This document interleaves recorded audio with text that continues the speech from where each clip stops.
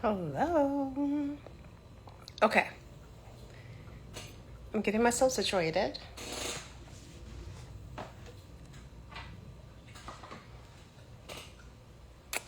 Let's see who jumps on here. I'm so excited. So excited. Hello. Thank you for joining. We're going to have such a good live. I'm excited. I look like a little bit like a glazed donut because because I just oiled my face. Okay. We'll get right on it and see whoever joins. Today I wanted to share with parents and caregivers. As you know, I believe in teaching our children to read at home. And teaching our children to read at home, hello. We want to teach our children to read at home. A lot of the times, parents think that is only at the beginning. So we want to make sure that children are reading, in kindergarten or in first grade, like those beginning words. Most parents don't believe, or many parents don't believe, that they can do the heavier things. And I am on a mission to making sure that all caregivers understand that they need to do the heavier things and that they're capable and that they have tools available to them to do that. Because in this country, we know that not only are children behind at third grade, so we know that, and we also know that only 33% of all children in public school, for example, are reading proficiently, and that is through 12th grade.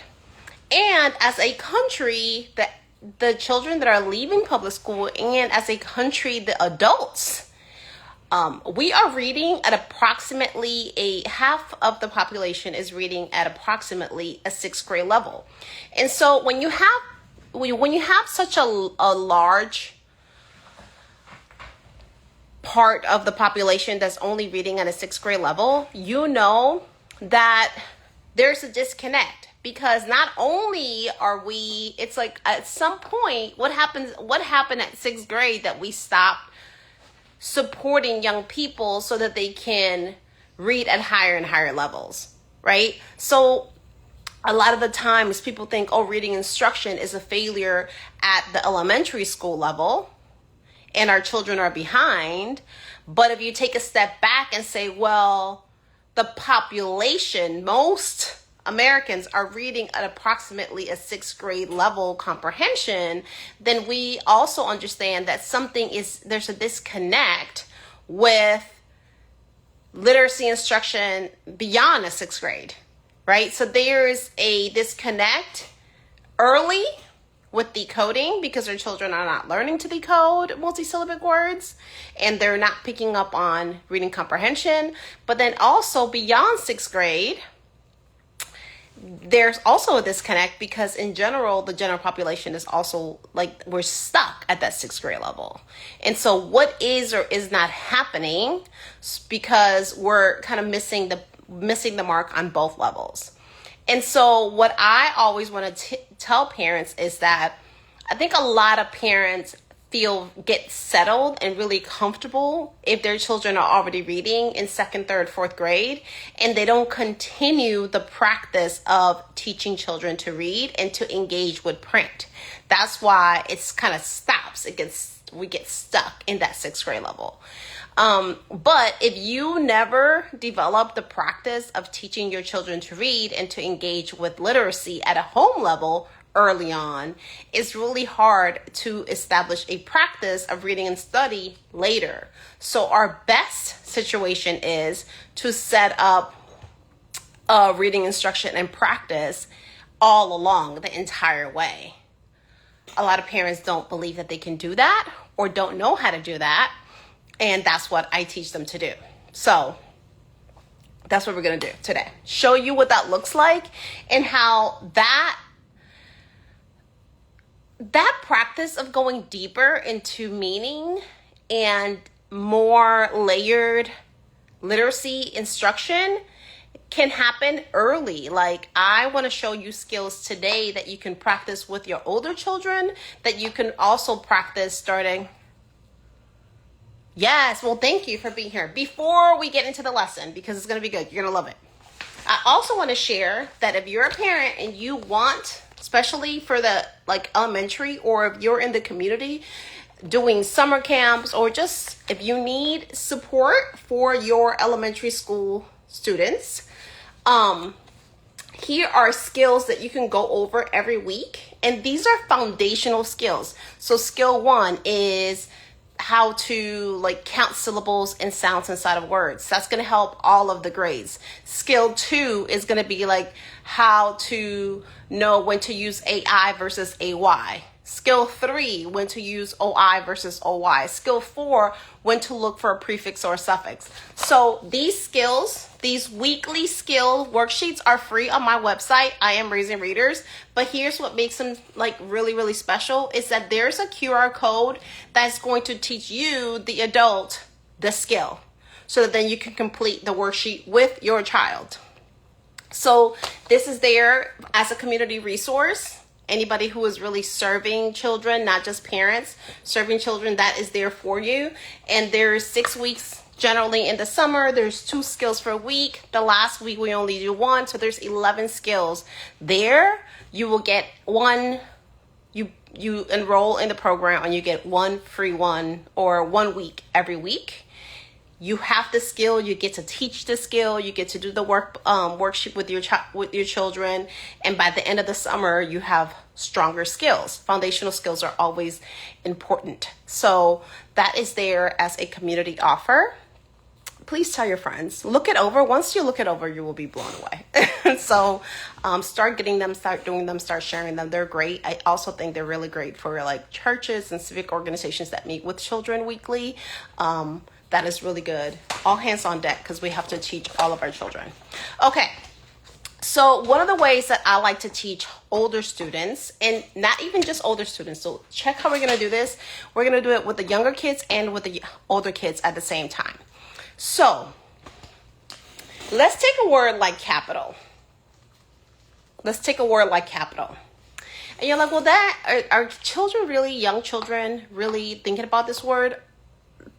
Not necessarily, but if you're watching a show and there's a Capital One commercial, that's your in. So capital is something that children have heard, even very young children, but also if you may talk to an 8th grader or a 6th grader, or even like a high schooler, and they don't really understand what capital is. So talk about the word capital, right? Whether there are 5 or 15, you're going to talk about the word capital. What about the word social? And we don't have to, now we're going to get into some political things in here, but you don't have to. I'm going to show you also how you're introducing concepts to children without necessarily superimposing your personal beliefs. What I teach all of my children is this: anything worth believing in is worth studying, and you don't know something until you study it. And so that is also how we model and teach intellectual curiosity, right? We do that at home. And so, or we do it in general. And so you have a word like capital, which you're going to, the lead in will be something like Capital One, and you're also doing social media. So kids are familiar with these two, can be familiar with these two things. If you're looking at it from a phonics perspective, so here's your capital and here's your social. From a phonics perspective, at home or in small groups or as a tutor, you get to do things that you don't do when you're in a classroom, because it's a 1-to-1 ratio or a 1-to-2 or 3 ratio. So the cool things about capital and social is that you're going to look at this ending, AL, and that AL is going to say O, right? That AL is going to say O. It's going to have that schwa. And then you can think of other words like social, for example. Total, for example. So you want to find that in a different, right? So you also find it in something like total. So now you're looking at that AL in words is going to say O, right? And then you're going to find words. Whenever you're teaching something explicitly, you also want to go to different books and show them how that phonogram, that sound that you're teaching them is found in other words, and there is a consistency. It says "oh" on a regular basis. So now you have defined the word capital. Capital is money, resources, money and resources, for example. And social, when we think about social, we think about people, right? And when we think about social media, we think about connecting people, right? So connect the word and definition, not just with a textbook definition, but with an image, with a situation. Like, I'm always teaching vocabulary in the context of what do you feel when you think about this? What do you see? What's the image? Like, let's create a story behind that word so that we can anchor the definition. So we have capital.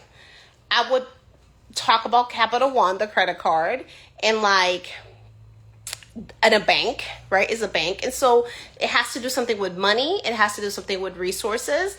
And then we're thinking about social, and social tends to have something to do with people, right? So we can think about that, right? And we can think of in social media. So those are their anchoring ideas. Then we're looking at AL from a phonics perspective. And the other thing about social that is really cool is that CI. So CI is cool because in the word CI, social, in the word social, the CI, the C is making what sound? Shh. Just like it's making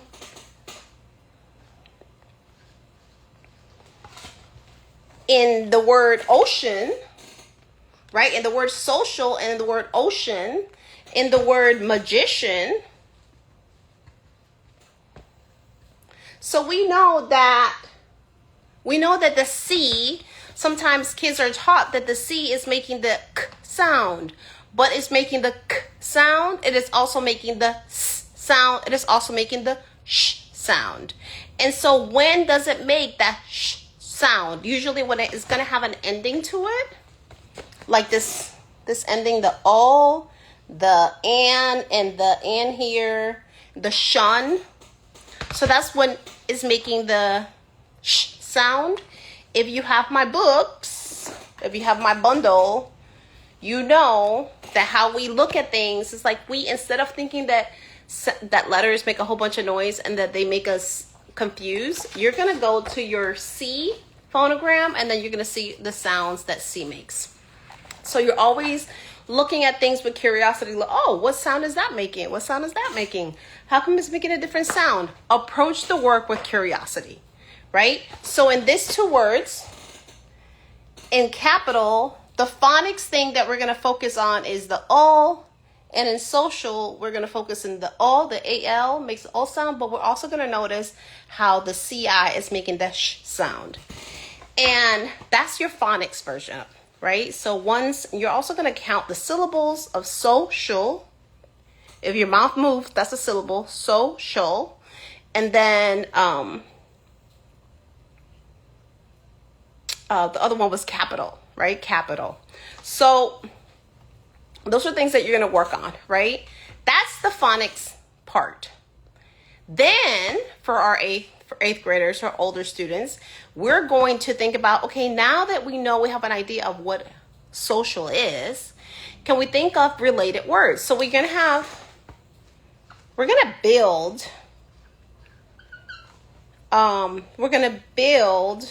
one thing that I love to do is always build affixes. So this is the eyes, and it could also be like this, eyes, shun, and ism. Shun and ism. These are three affixes. So y'all follow me? So shun, ism, and eyes. So we can think of a bunch of words with ism, right? Racism, ableism, socialism, capitalism. So isms. We're going to build ism, ISM. It's phonetic. We're going to build it and we're going to add that affix to words. So racism, capitalism, socialism, so that they can see that, look, just by knowing an ending, an affix, we can build more words. One of the things that I share with parents, even at a preschool level, you can start introducing base words and affixes. So if a child knows sad, you're like, okay, well, sadness. What's the base word of sad? What's the main word of sad? Of sadness. Sad. And the affix, the add-on, is ness, right? What about gladly? What's the base word? The main word of gladly is glad. And the add-on is ly. And so you can, even at a preschool, kindergarten, first grade, you're always working verbally. You're always working with identifying base words and affixes. So do that even yourself. Okay, gladly, sadly, catty, right? So all of those. You're always identifying, right? Entertainment. Entertain, meant. Meant is a common ending. So what is the base word of entertainment? Entertain. What is the add-on? Meant. You're doing that work verbally with your young children. What that is going to help you is when your children are older, you're going to go to multisyllabic words a lot faster because you've already spent time identifying those and you already spent time blending those. Does that make sense? And then for your older ones, so I do that and I teach my parents in cohort just to do games. Adding ly, ness, meant with even preschoolers at first because they're using the words already. All you're doing is verbally drawing attention to the fact that it is a base word and an ending and that there's a little bit of meaning between that. Right? If you're doing that verbally with your kindergartners, first graders, second graders, and your eighth graders, like older ones, you're going to see that now when I look at words, those common endings will become more apparent to me and I can blend because I've already done that work. Right? And so once they're there, the next thing is a lot of those affixes are phonetic. And so build meant. Build ism, build ly. And so if I know sad and I know ly, which Y makes an E sound. If I know that, and I've already done it verbally, why can't I read sadly? Why can I not read happiness? I absolutely can. You have to build that component phonetically. Now that's hard to do in a classroom, but one-on-one, very accessible to do. That's why the parents in my cohort and the parents following my system get to, and it's not about getting to places faster. It's about getting to places with more ease, right? It's more ease. And also we're all about like really interrogating meaning. So we also want to get deeper into the meaning. Okay. So now we have capital. So we have capital and we have social, and we're going to build ism. We're going to add ism to it.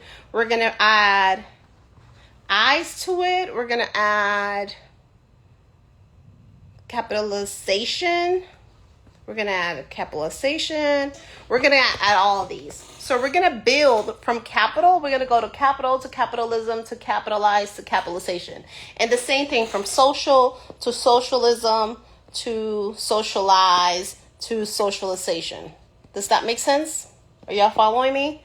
So with that, you can have two words which you deconstructed phonetically, and then you can add just by you bringing attention to the suffixes,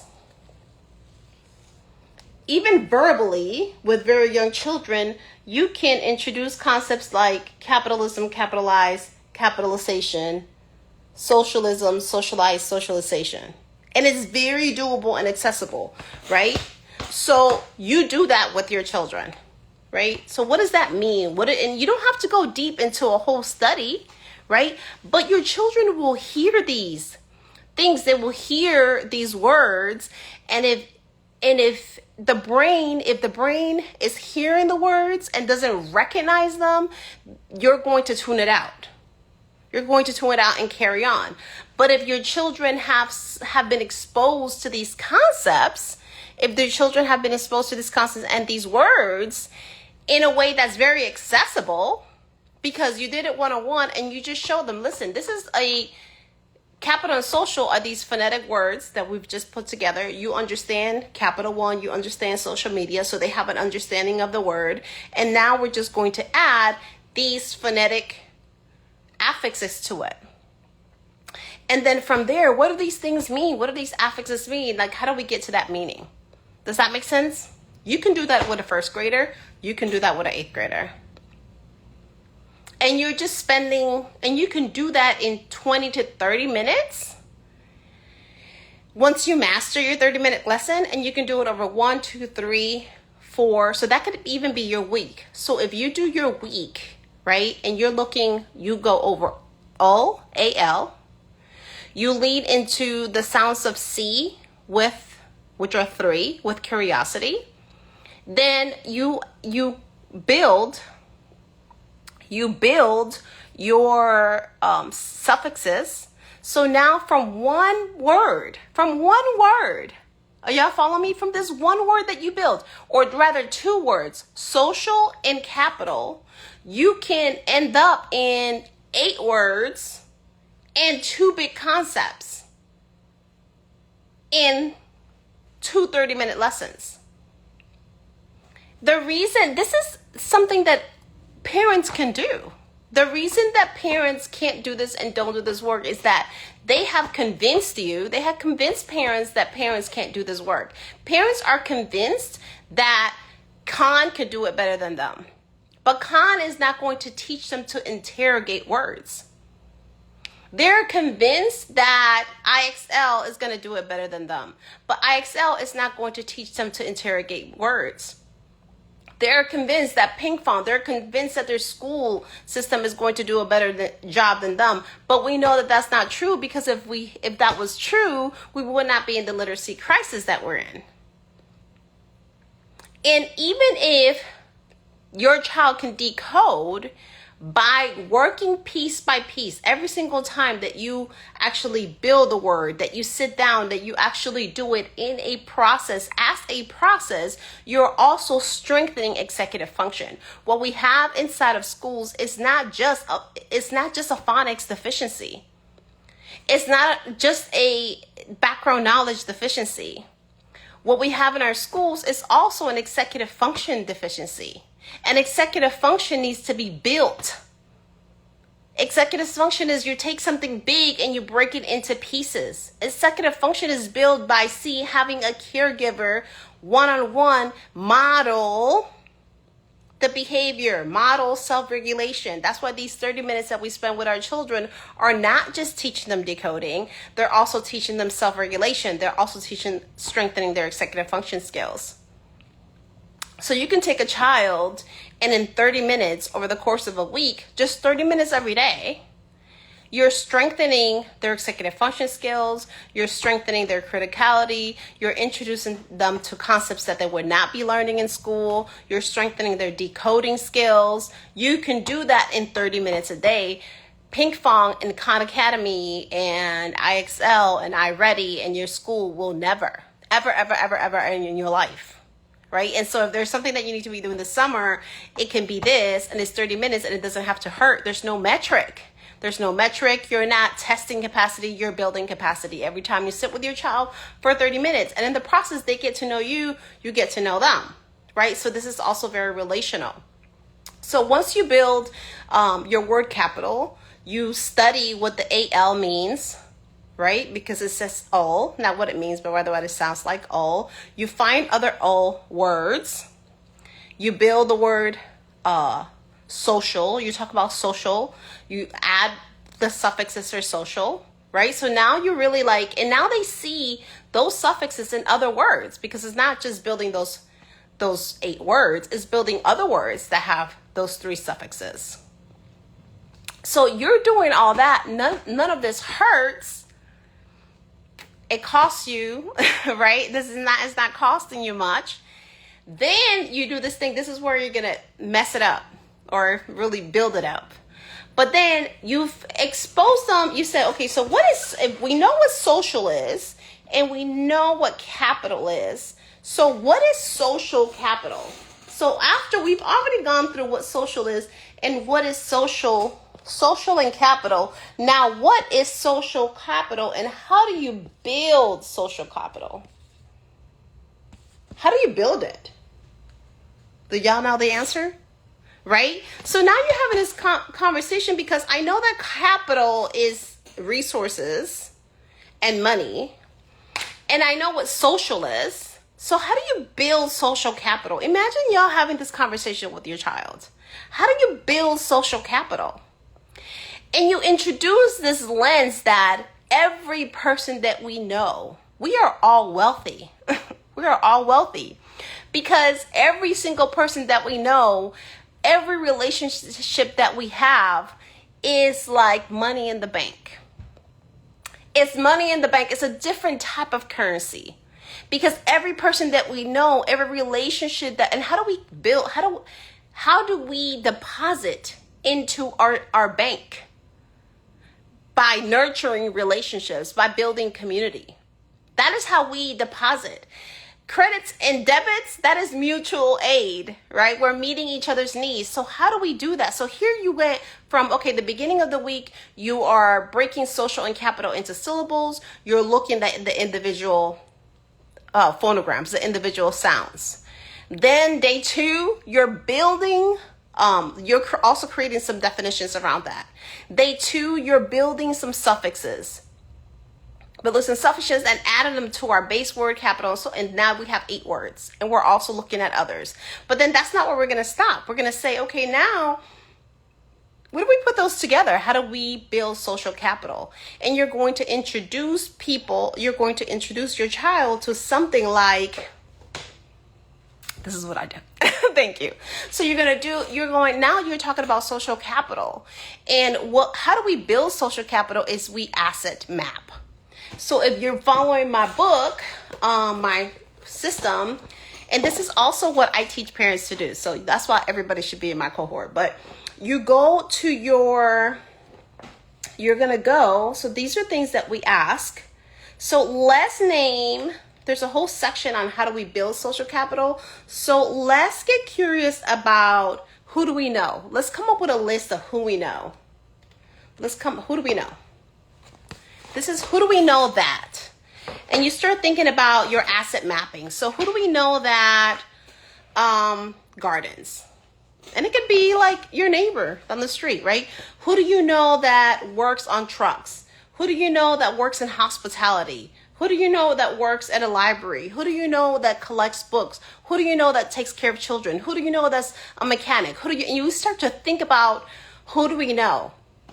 And you start to map that. And you realize how many resources you have. Boom, boom, boom, boom, boom, boom, boom. And you start thinking about, now you don't just also start thinking about who do we know that has a resource, but also who do we know in general? Okay, well, who are the people's closest to us, right? What do they like? What languages do they speak? Where do they go to school? What is their origin story? And you start mapping, right? And how can we get in contact with them? How do we get to know them? I have done this exercise with people living in transient communities, transient housing, who feel like they have nothing to offer their children. And we do this exercise and people feel rich, okay? Because I don't care if you know 5 people, right? I don't care if your sister does lashes. If your sister does lashes, she knows a thing or two about adhesives. She knows a thing or two about polish. She knows something about chemistry. The person who lays down floors knows things about adhesives. They know things about surface area. They know how to estimate materials. Every single person has things to contribute. The person who is from another country can show you on a map, right? They can teach you different words. Really, everything that you come into contact with can be a deposit into your social capital bank. Everyone, every single one, every person has inherent value just because they are human. Every single person. And as a young person, then you start to think that 8th grader, that 4th grader, that 3rd grader, that kindergarten, you start to think, what are how are you potentially a deposit in somebody else's right? Bang. And so now when we talk about kids don't just read, they don't want to read, they don't want to learn. That's not true. We have not introduced them to the idea that we are all social capital, debits and credits through mutual aid, through community, through relationship in each other. Like, we are wealthy and we are contributing to other people's wealth. And one of the things that I teach, all that I share with all of my young people, is that, like, what do you believe in? And I always, and this is, I also tell adults, if it is worth believing in, it is worth studying. I don't want you to study because of school. I want you to develop a desire to study, because if you want to believe in something, anything worth believing in is worthy of study. Right? And so we want to introduce this idea of study as a value, as a practice, because it is how we ground our beliefs. And it is how we become better assets to the people that we're in relationship with, right? And so just with that, you can do 30 minutes every day and have your children so turned up and so interested in words, in phonics, in learning, in the etymology of words, right? And what they mean.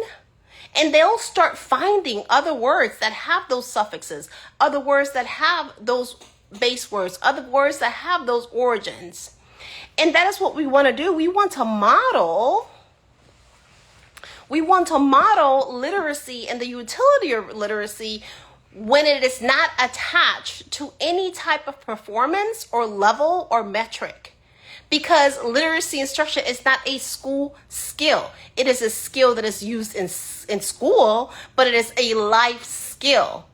And in order for literacy to be a tool of liberation, the literacy instruction itself also has to be liberatory. Right? Does that make sense? And so when I tell people that I teach parents how to teach reading by leaning into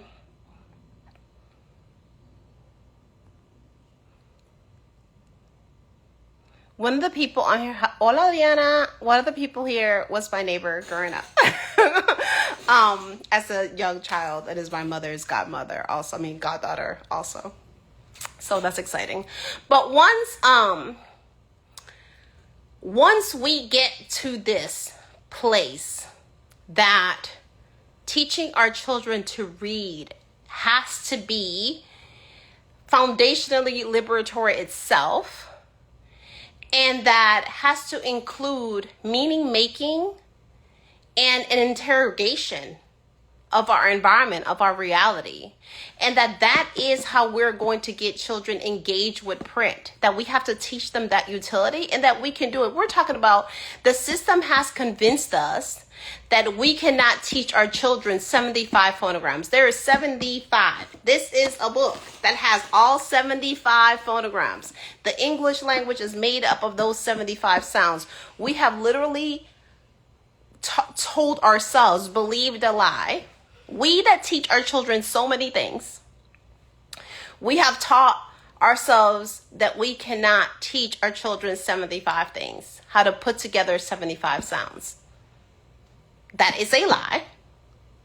Or that these things are best and most efficient left to an AI tutor or an outside tutor. The thing about an outside third-party tutor, and I am a tutor, so that includes me, right? But I'm always the way that I do tutoring is that I do the tutoring and that I also empower the parent to do the work, because we want our children to understand that we at home can teach them difficult things. We cannot say at some point I'm going to teach my child about difficult things when I've modeled that I couldn't teach them the difference between AI and AY.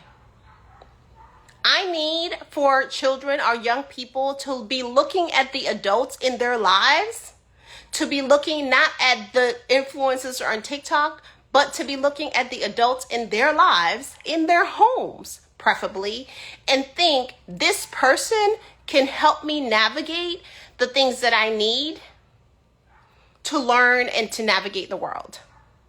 That starts with the 75 phonograms. Because if I cannot teach you, right? If I can't even teach you that the C makes 3 sounds and when without coming undone and without seeing that you're difficult to teach and without making me feeling overwhelmed, if I can't do that, I don't know that I can teach you about big things. Right? And maybe I can, but that's not the message that we're sending.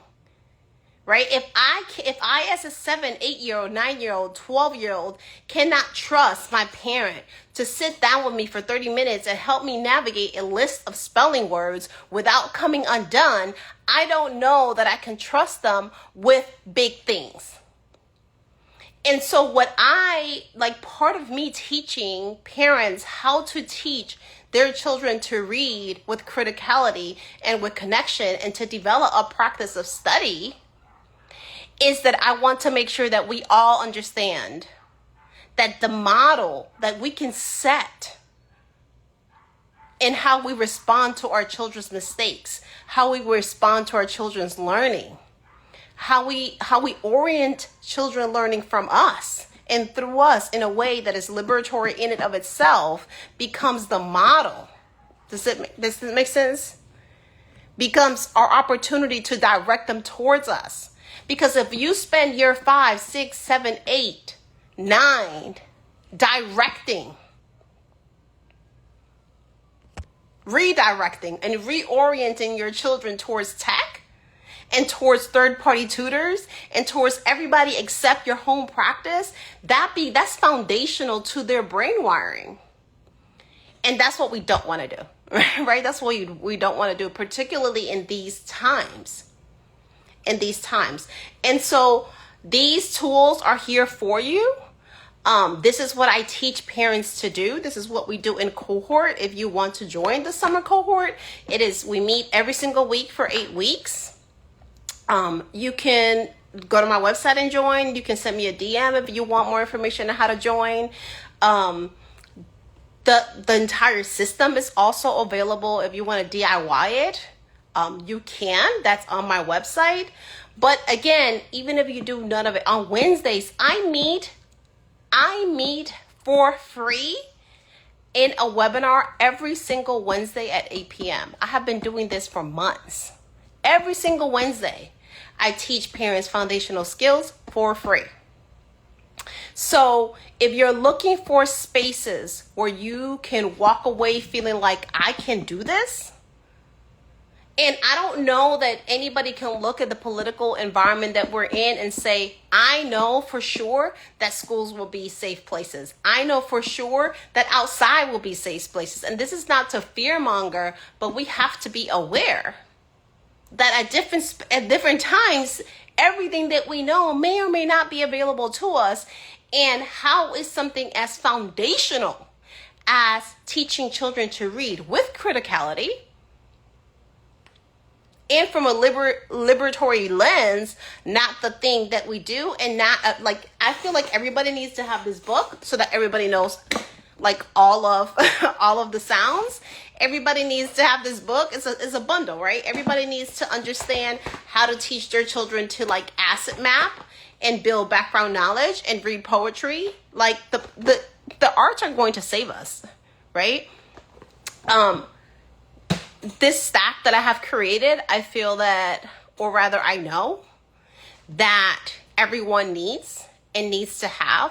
And the skills that I have, what happens when all we have is each other, right? We need to be able to teach our young people. We need to be able to remediate our young people that got left behind. We need to be able to teach adults how to engage with print. That means that we need a lot of us equipped to teach literacy.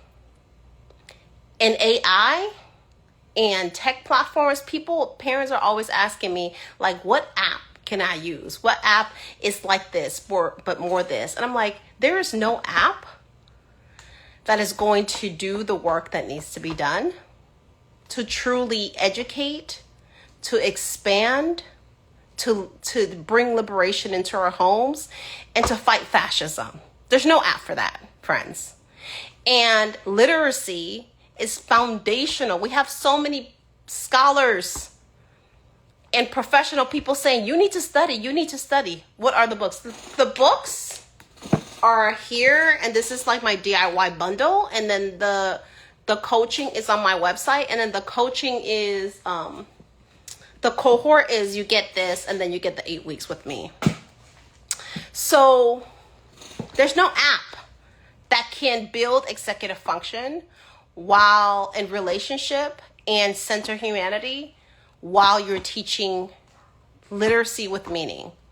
And literacy must include phonics, right? And the phonics instruction has to be structured. We know that. But there's no app for that. And I'm telling you what I know, and this is not to like glorify Cuba or communism or anything like that, right? So really just listen to me. And I will tell you that I have spent almost 2 months in Cuba, and everybody is literate. Everybody's literate. And I've spent time in places where people learn to read, and even we can say ourselves, like us as indigenous or descendants of enslaved Africans, like we know that we have gotten to hear. We got to hear, not because the state was teaching us to read, but because in community we were learning to read. And we were learning to read without Linda Mood Bell. We were learning to read without manipulatives. We were learning to read when I went to Cuba. Like people are not like people still also have dyslexia. There's neurodivergent people there, and yet everybody reads.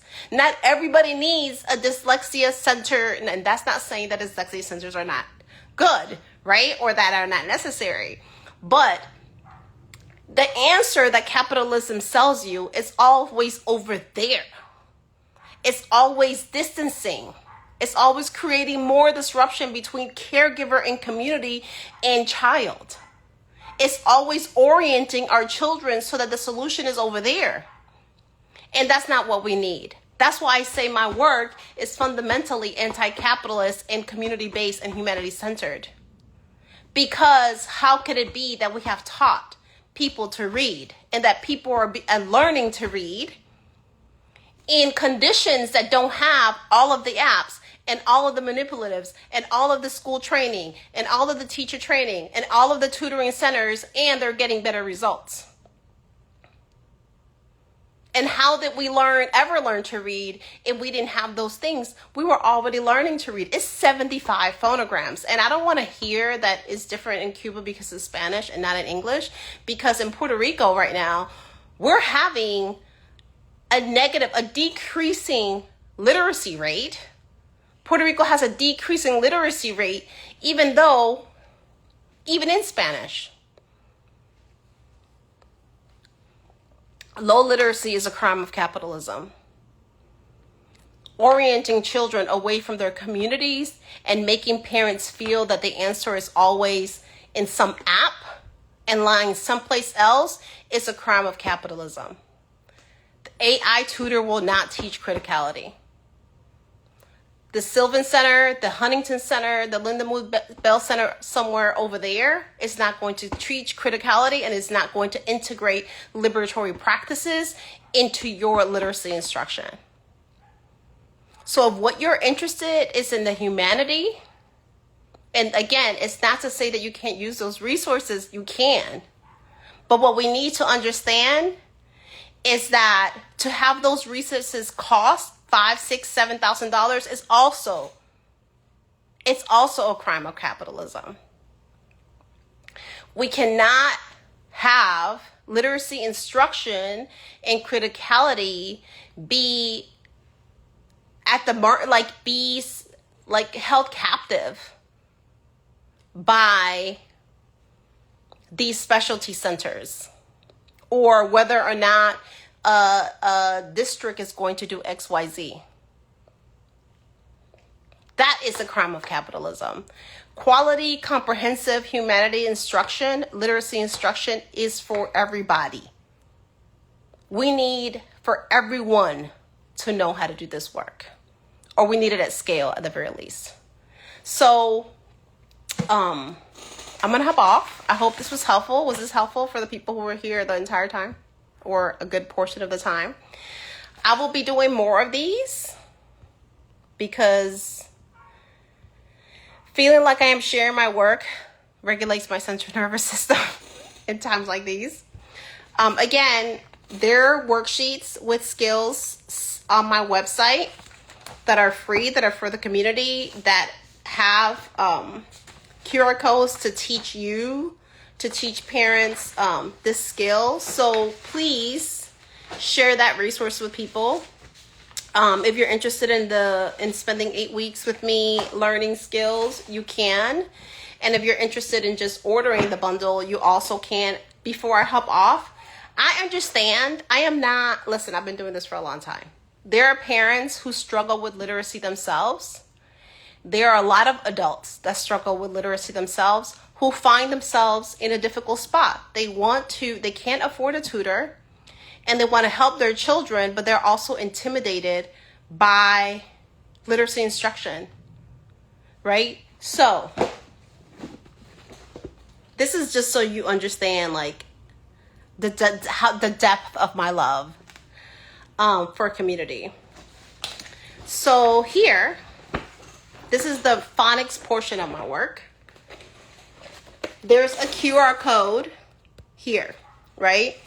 As you're going through the lessons, page 187, for example, you will find page 187 on that. You will find I think that it's like 60% of the lessons. There's a video of me doing the lesson on this huge whiteboard that I have. So before you sit with your child, particularly if you don't feel comfortable with like how strong your literacy skills are, I got you.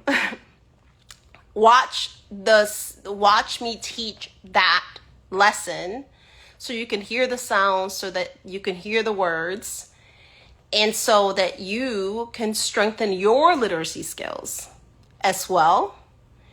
So that you can have a resource of somebody going through the lesson before you sit with your child. That's going to make you less frustrated, right? Because if the questions come up as your child is doing the lesson with you, but you yourself are struggling, right? Or are not sure, you get frustrated. So what we're going to do is, these lessons are here. The lessons, there's me showing you how to put lessons together. After a while, you'll know what to do and the lessons will get repetitive. But that resource is there for people who need it. And if you need it, you know what I'm talking about, right? But I'm going to make sure that I have people that are learning to read as they teach their children. And the reason that you can do that is because you're just learning how to do the one lesson. You learn how to do the one lesson, then you teach your child how to do the next lesson. And then the next day you learn how to do the one lesson and you teach your child how to do that one lesson, right? Because we have to be able to even support low literacy parents. Low literacy parents need to teach their children how to read as well. So everybody's like, well, parents don't know everything. Parents don't need to know everything. How many of us learn one thing and then after we've learned one thing, we create content, or we teach one thing to somebody else? You don't need to learn the entire code. You need to learn the lesson that you're going to teach your child. So you open the lesson, you watch the video, you learn how to do the lesson, and then you teach it to your child. Do not let people make you feel that you can't teach your child because you don't know everything in the code. No, you don't. You're going to learn the code as you teach the code. And we do that every day of our lives. We learn things in pieces and we teach things in pieces. So everyone can do this work, right? And that's also why it's good to come to, and there's like, if you come, on top of that, there's a free class every Wednesday. I teach a free class every single Wednesday. And then on top of that, if you need more, if you want more of a community experience, then you can join a cohort. and you can spend 8 weeks learning in community. Either way, this is work that we have to do. So hope you all enjoyed. Hopefully, I'm going to leave this up for a few days. So go back and watch it. And thank you for being here, and hope to see some of you on the other side of the camera. But again, free worksheets on the website, free classes to teach parents every single Wednesday to teach reading. That's also on my little link tree. And then the bundle is on my website, everything that you need to be able to teach reading.